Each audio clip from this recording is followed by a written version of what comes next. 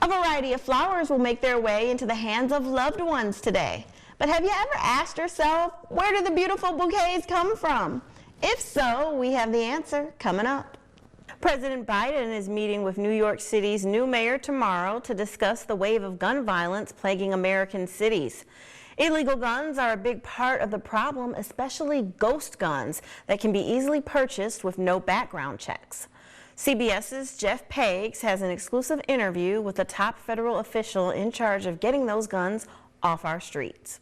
Join us back here again tomorrow morning with Kayla Smith. Have a good night.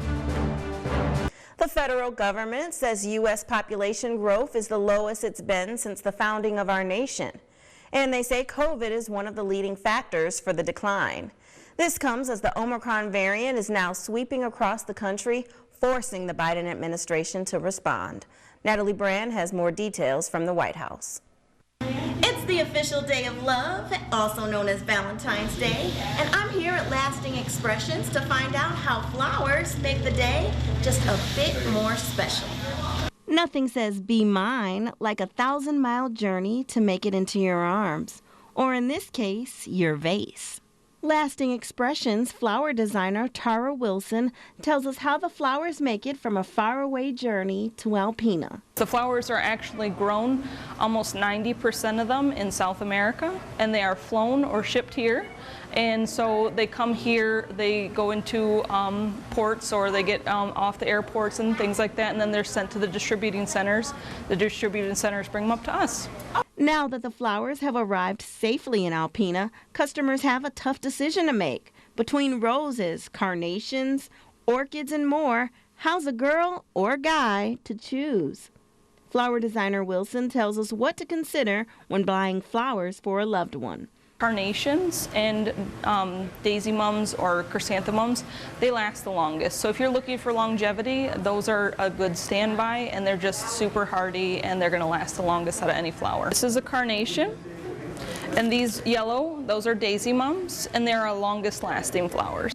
Despite the recommendation, some customers are more apt to choose roses, and with good reason.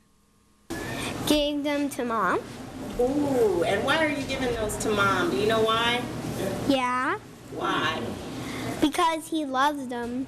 While you can't argue with what Mom loves, you can apply these tips to help the flowers last as long as possible. If you're able to recut stems and then change the water, you can get about 2 weeks out of the flowers. In Alpena, Gatini Tinsley, WBKB News. Hundreds of people gathered here in Mayo, Michigan at Lost Creek Sky Ranch to honor Bryn Bills. It was a day filled with Bill's favorite things: family, friends, food, music, and games. What a cornhole tournament. We got second. We got first place in the cornhole tournament. We won $100. Friends and family spoke about the things that set Bills apart, things that made her shine, and most importantly, the reasons they'll miss her. Her smile, her beautiful green eyes. I love taking pictures of her eyes. I'll miss her personality. I'll miss how that she was anybody she wanted to be. There wasn't just one version of Bryn. She was many versions of the best Bryn. Before the night was over, there was one more thing left to do: celebrate Bill's birthday. Happy birthday to you. After the traditional birthday song, guests went outside to light lanterns in memory of the vibrant teenage girl with the startling green eyes who died just short of her 18th birthday. The family hosted a private auction where participants could win items like this gift basket. All the proceeds will go towards Bill's final expenses.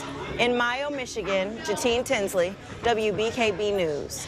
As you can see, I'm already suited, but I'm about to get booted to teach you guys how to ski in a Northeast Michigan winter. First up, we're going to put our ski boots on. We have a few tips from Otsego Ski Resort instructor Josh Minkus on how to secure the boot properly. Well, it depends on what kind of boot you have, but typically you want it unbuckled, and it's always good to open it up wide and make sure it fits snug, but you don't want it to be too tight. So now, before we head down the hill, it's only right to quiz instructor Josh and see how dedicated he is to his sport. Trick question, can you ski backwards? I can ski backwards, so I can keep my eyes on you and my eyes down the hill. Now that instructor Josh has passed our test, we head outside and take in the beautiful view of the hills before picking out the highest ski run to gracefully glide down. Just kidding, if only it were that easy. Let's go back, we missed a few steps. Now that the boots are on, line your skis up and press the boot into the ski. Make sure you hear a click. They call this the duck walk. It helps you get comfortable with the skis on. Next, we learned how to pizza. It's the move that allows skiers to stop. Now that we know that, it's time to go down the hill. But first, a few words of encouragement from 20-year ski veteran Ken Pelosa. Well, you shouldn't be scared to give it a try. They have hills, smaller hills for beginners, and that's where you need to focus on. Because the worst case over there, you sit down on your behind, or you fall down, you don't hurt yourself. You know, a good instructor is instrumental. You learn the safety tips, as you guys were going over earlier, you said. And, you know, this is the way to enjoy Michigan in the winter. Now it's time to go. Head to the top of the smallest hill, lean forward a bit, and enjoy the ride down. We conquered cold, we conquered skiing, but most of all, we conquered fear. Gatini Tinsley, WBKB News. On the heels of the Oxford High School shooting, we talked to Alpena Public School Superintendent David Rabideau about school safety and what's being done and how they're protecting your kids. Some regional districts have come together, AMA, Alcona, Atlanta, Hillman, ACC, and our emergency management in Alpena County. Last month we actually met to talk about coordinating our response to crises should it arise. And so, you know, this serves as quite a reminder that we were on the right track, and we're meeting again next week to keep doing that work. So. Additionally, APS works with public safety officials that include police, fire, and sheriffs who assist with crisis development plans. We have to develop an emergency operation plan, and we do that. Every district does that in partnership with their local public safety. Alpena High School junior Saray Gagnon was surprised by the Oxford school shooting, but doesn't feel threatened when attending classes. I generally feel pretty safe at school, especially since now they're doing more to protect us from any threats. For security purposes, Rabideau did not share his crisis plan with us, but he did have this to say. And then with a lockdown drill, which is, you know, if someone's in the building, we would go into lockdown, so we practice that on a regular basis. At this time, APS is not considering installing metal detectors in any of its schools, despite some parents who believe it could offer a mild form of additional protection. However, there is one thing we can all agree on. I just think it's a tragedy that should be taken very seriously in all schools, and because you never know which school could be next. Alpena Public Schools say they will continue to make safety a top priority. In Alpena, Gatini Tinsley, WBKB News. Millions of women spend tons of money on products like these, but today the buck stops here. Officially called SB 153, the bipartisan package will repeal the tax on menstrual products.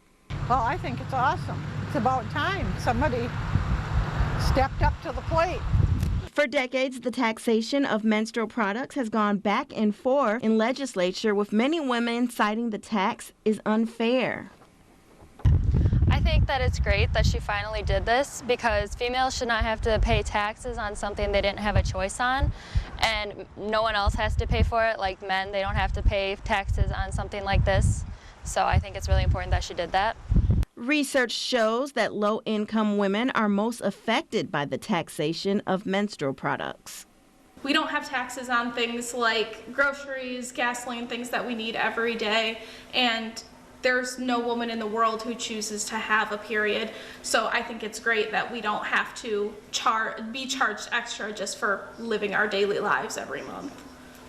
Over the course of a lifetime, it is estimated that women pay close to $5,000 on taxes for period products. You can expect to see the price drop on products in 90 days.